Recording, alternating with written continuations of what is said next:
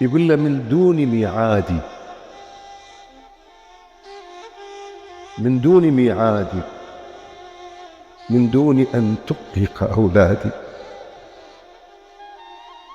اطرق علي الباب. الله الله، من دون ميعادي، من دون أن تقلق أولادي، الله، اطرق علي الباب.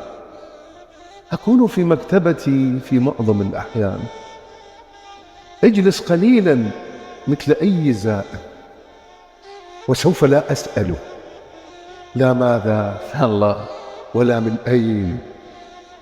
وعندما تبصرني مغرورق العينين، خذ من يدي الكتاب، أعده لو تسمح دون ضجة للرف حيث كان. وعندما نخرج لا توثق ببيتي أحدا،